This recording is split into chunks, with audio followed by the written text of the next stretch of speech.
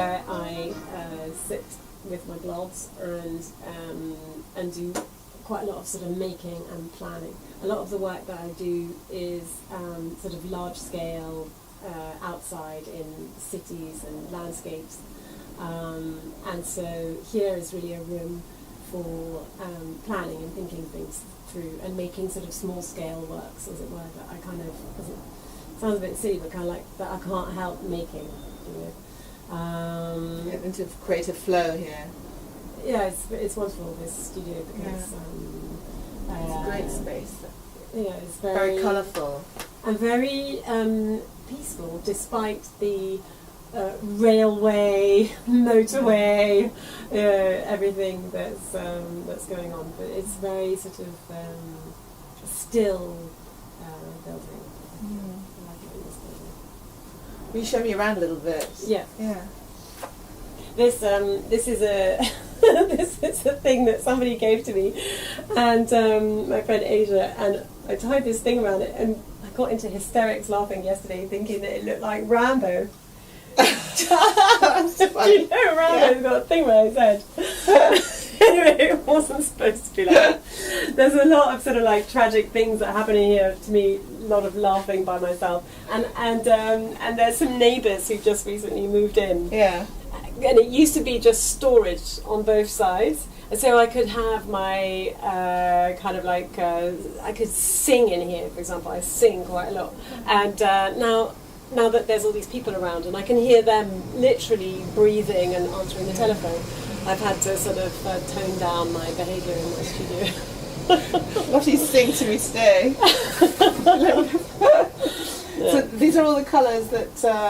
Do you choose your colours? You just go with whatever comes your way, or? I choose them. I buy my felt from a wonderful company in Germany. She's called Johanna Daimler and Daughter, and they've been going from mother to daughter since the sort of 1830s. I think.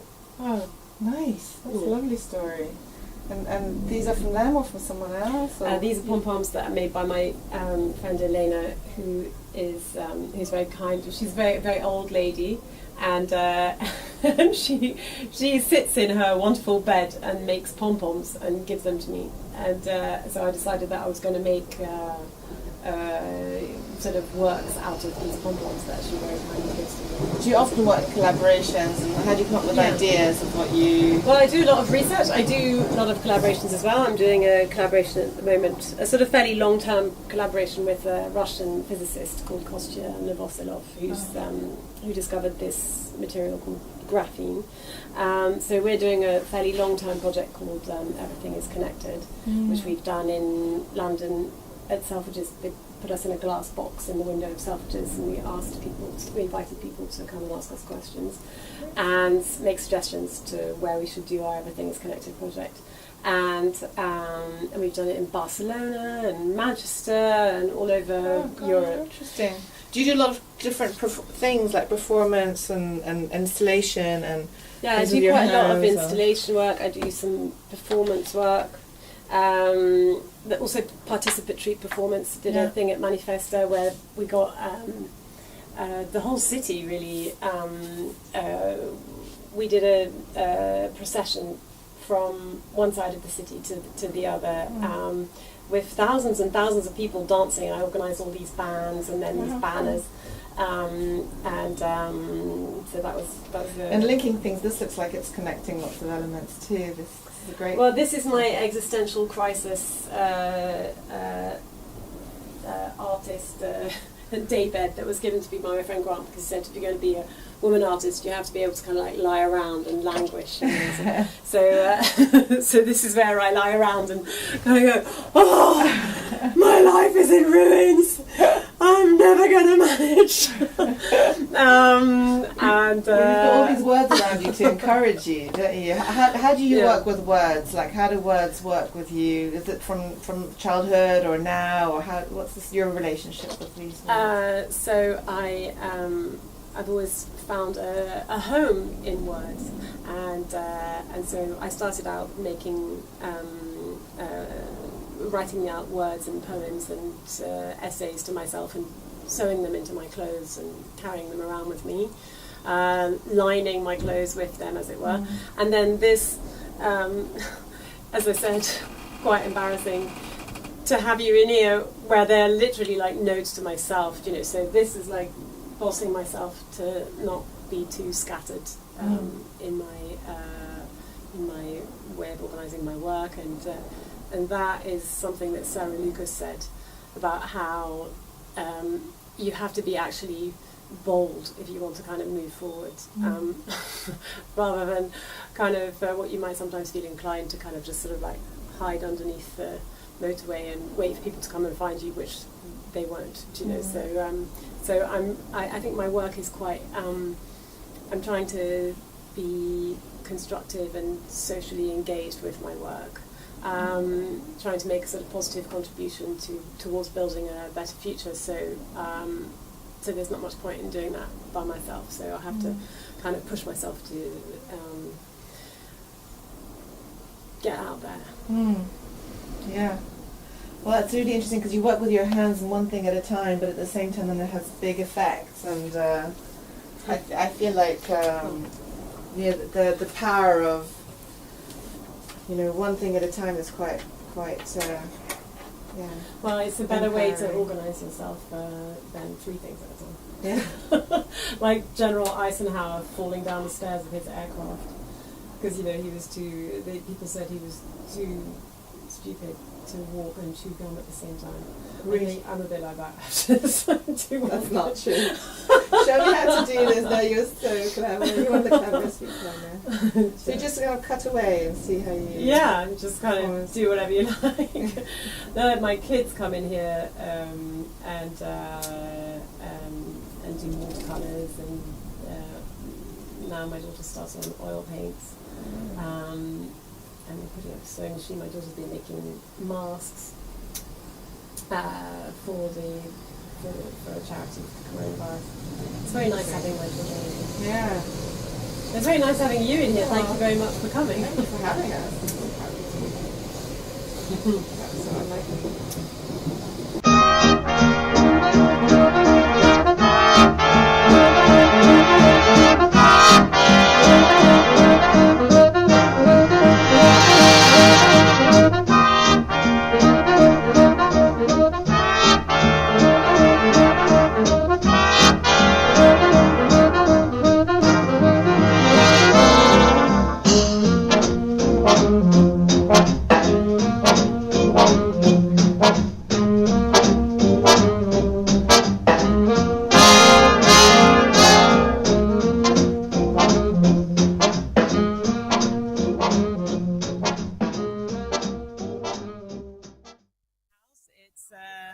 I can go and make things, because I can't, I mean, apart from endlessly cooking for my enormous family, which is, I suppose, making things, and laying the table and doing washing up, I don't get much of a chance to do sort of like creative stuff at home, and I need to do creative stuff, like a dog needs to go for a walk, or, you know, something like that. So I go and I'm a much nicer person if I spend like 6 or 7 hours by myself every day in my studio making things.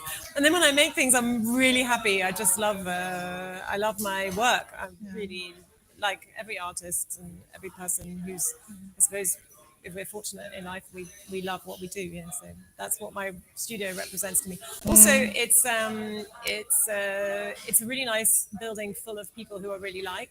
And in the context of this sort of community art week, I think it's really lovely to remember how fortunate we are to live in this great community where right underneath my studio, there's the Portobello Road. There's loads of really nice people all around who kind of drop in. There's a really profound and tight-knit community in this area of filmmakers, writers, you know, people I know. I actually, because I have the good fortune to have 3 children, I don't get much time to know anybody apart from my children. But I know that out there, you know, there are all these like interesting people, and you know, I could meet them maybe one day if I wanted to. I suppose at the moment, my priority is really, I mean, not my priority, my two priorities are like my family and my work. And I'd say my social life and my interaction with other creative people is about nil. Yeah, it's like, But I think I've noticed that you connect with it's always related to your work somehow, you know, like when you used to spend a lot of time going to refugee camps and working with refugees, you go out to, you know, oh to, yeah, no, but I love people. You know, that's not the. I love No, no, no. human nature, and I'd say quite a lot of my work's about how much I love being a human being in nature in this, I suppose, material world. And my work has origins in a Chinese literati practice of of sort of trying to understand, trying to sort of pour yourself into the world around you and get a better understanding of the world around you in order to better know yourself and give the best that you can to those around you. And then in ancient China, they used to learn from things and then write on them about what they'd learned from them. Or as artists or scholars were making things, they would inscribe their thoughts about making the thing or drawing or painting the thing on the object as they were doing it. So that's actually what I'm doing is following in that ancient Chinese practice. Although I don't always write on things, and actually less and less. I wrote a lot on all sorts of things. I write on landscapes and cityscapes, and do a lot of. You had this big project in New York when you had people holding up signs and yeah. I did a lot of words. sort of written interventions across New York City and Manchester. The Arts Council commissioned me to write all over Manchester, which was really cool. Wrote on the football museum and the cathedral, and is some of it like guerrilla style or some of it is more, you know, because at the moment you're just finishing your exhibition at Saatchi at the end of this month, so you've got this kind of quite formal way of, you know, I am an artist at Saatchi, but I'm also a street guerrilla artist that goes out and does, you know. Well, I looked into the legal sort of, I don't know what the word is, ramifications of writing on the street. And I found out actually very precisely once by the police came to arrest me, actually twice. And the first time was up here in my local community, which was I had permission. So I was writing about when I came back from the refugee camps. I really felt that there was something very important about trying to get across to people that even just appreciating what you have is an important political gesture, and just to sort of wake up, you know, because that's how, in part, we can start to kind of create not a better world, but maybe a world where we have more compassion for one another and try to be a bit less selfish. And the anyway, so I asked various friends to ask permission from their friends and from local businesses and youth centres and all sorts of amazing places. Everyone said yes, like in New York City, and so I had a list. It was just like literally, it was like a master list, and I divided it up into areas, and then I'd get up at like 4:30 in the morning and write on buildings in felt, stuck on with a rice paste that I get from Japan, which is biodegradable, and so part of the point of it also is that it's an ephemeral artwork, so it literally is like washed off by the rain. I did a wonderful exhibition in my favourite place apart from my studio, which is the Yorkshire Sculpture Park, and my work was literally being eaten by sheep and snails, and we were having to sort of like treat it with whatever it is that snails don't like, so that my work would survive for another day, you know. And we were all laughing a lot, going, "Wow, you know, that's the opposite of what normally artists should do." But I quite like the idea of putting in a lot of work and thought into something that will not remain, that'll leave no trace, because actually that's what we're like. That's what our life is like, and it's a good thing to remember that that we're just little, not even a blink in the eye of the world, and that we shouldn't take ourselves so seriously. Anyway, blah, blah, all that. Anyway, point is, I got arrested outside someone's house at about 4:30 in the morning. These two policemen, they took some very good photographs, actually. And they said, so what are you doing? And I was like, well, I'm doing this thing, and I have permission. I have permission from the owner of this house. And the owner of this house didn't know me because she'd given permission to a friend of hers who so then the owner of the house came out with her husband at 4 in the said, morning. no, this was by then about like 5:15 in the morning. And and she goes, oh yes, no, I do actually know her.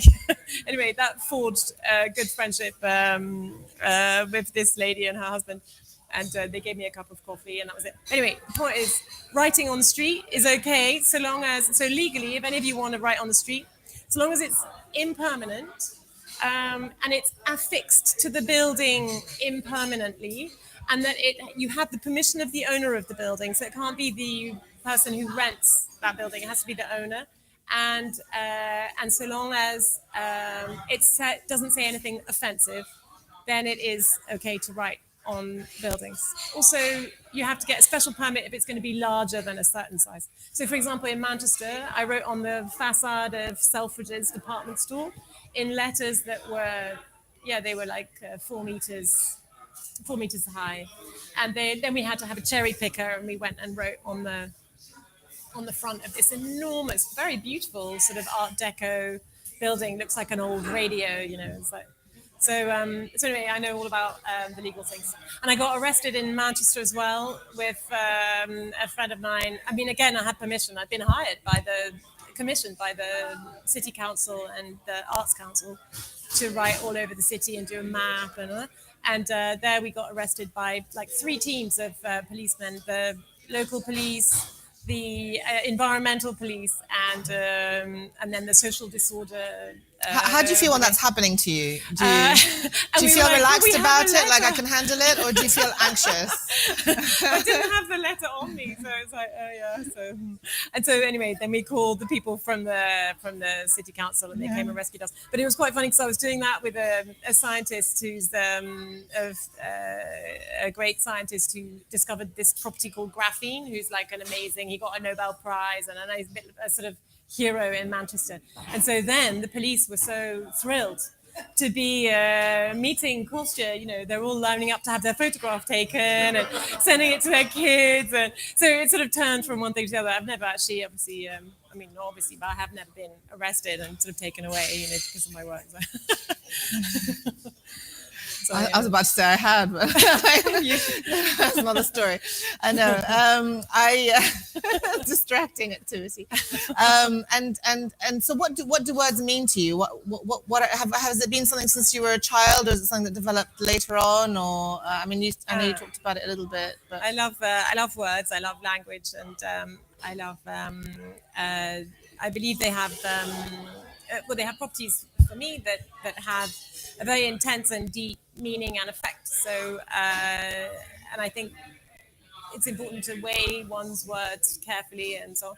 And so I use words, like I didn't used to let people in my studio at all, because there's all these words that I've written for myself to kind of try and make myself be less unreasonable or whatever. Yeah, I saw a few of them in there. They were really lovely. Yeah. And thank you. And so words for me are a very important part of my practice. And but actually, curiously enough, less and less so. I find now I've kind of internalized a lot of the words that I wanted to kind of put out there, and now I'm kind of moving a bit towards more sort of formally sculptural work and sort of installation work. In fact, my studio, I was talking to a friend of mine about my studio, and she said, because I was saying, I'm going to get a bigger studio.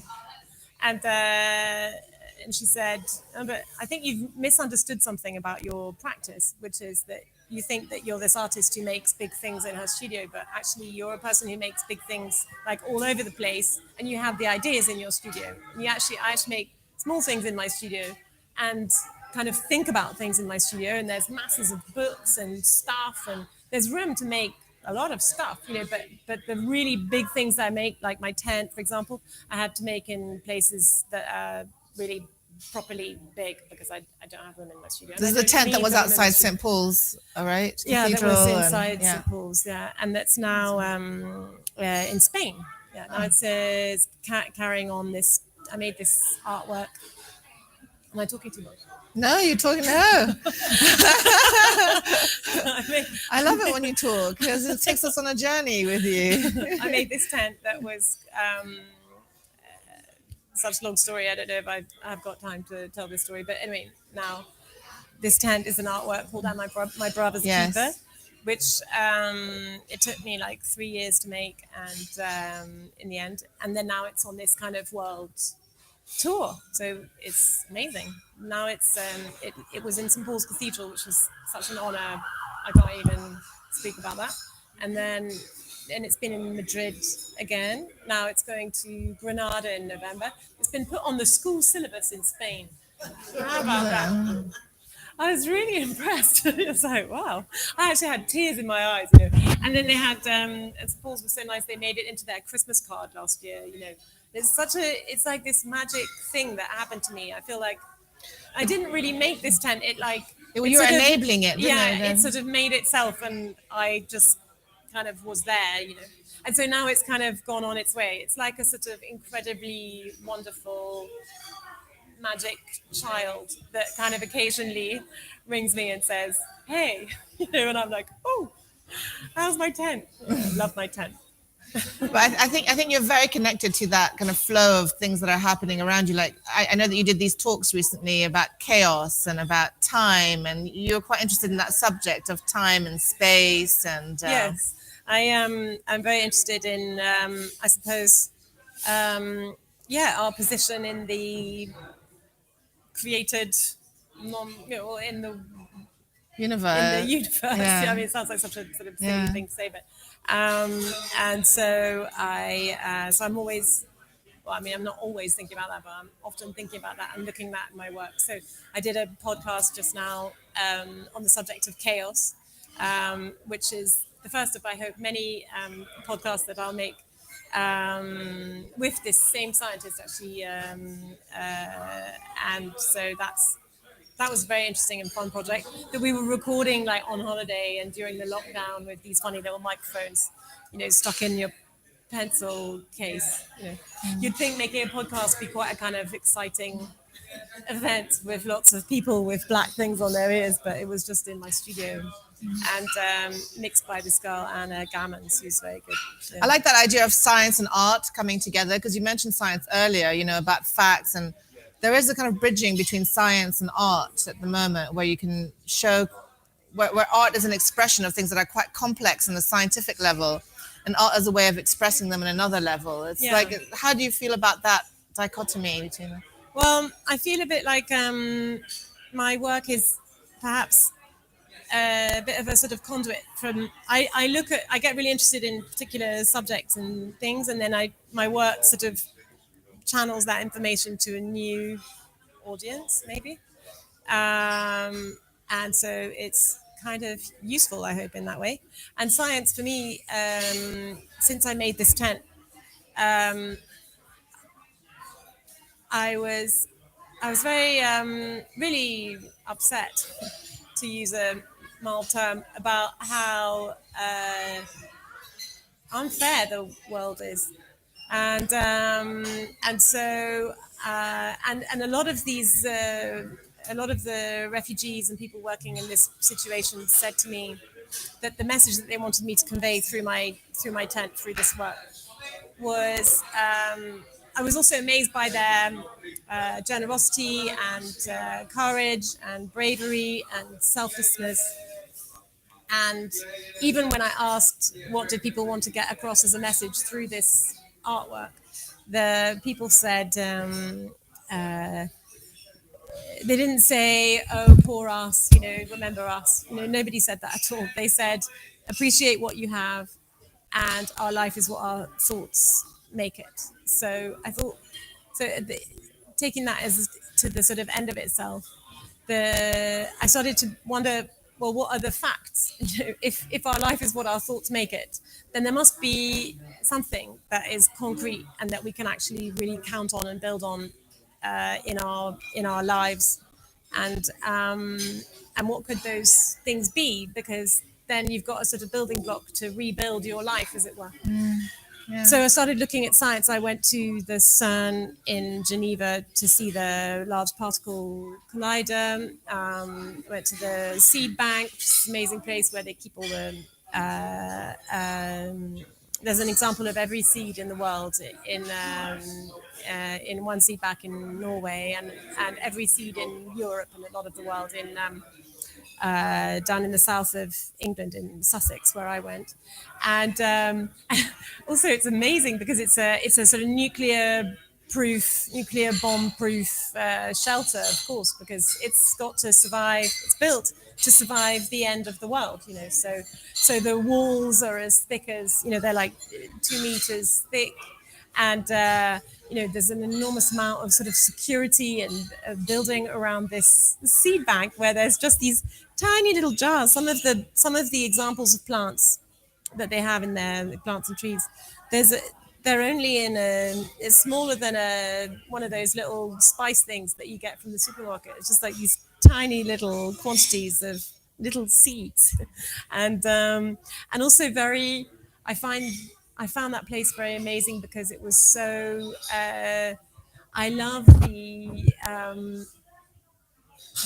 deep poetry of the very ordinary, Yes, So there's this yeah. place which is like, a library of the created natural world, really.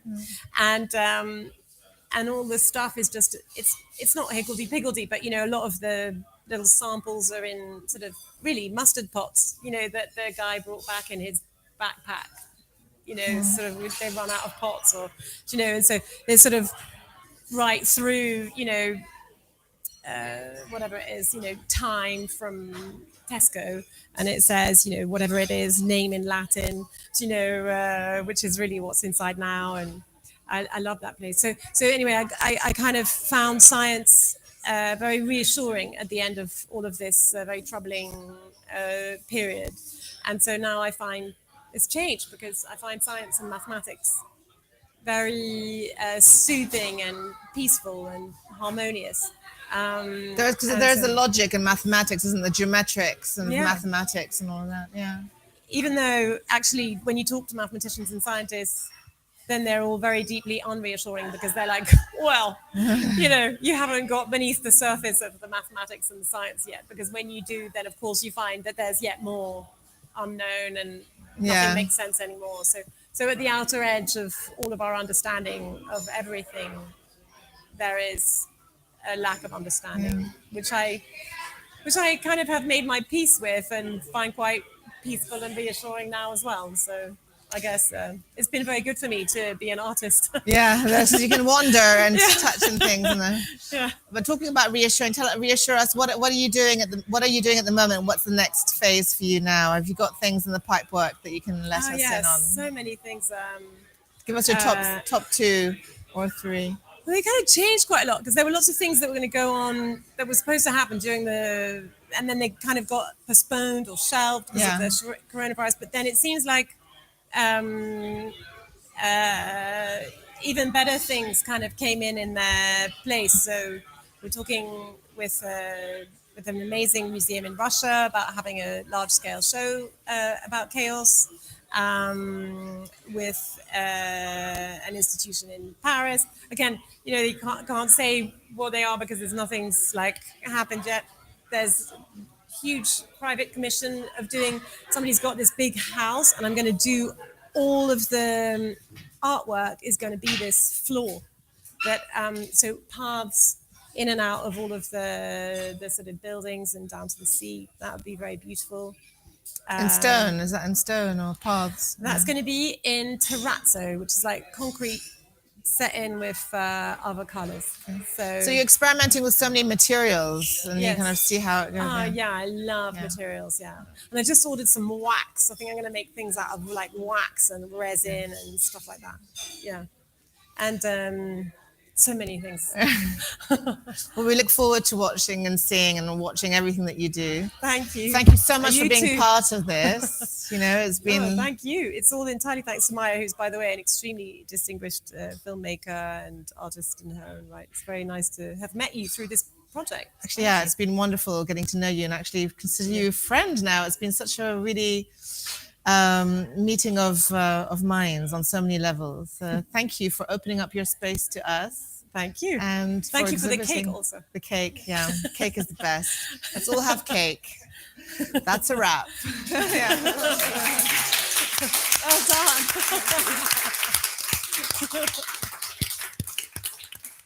It's a wrap for the day, actually. So we can really have cake. Now we can all just lie around. Thank you for that. That was great. So interesting. Like I could talk for hours with you.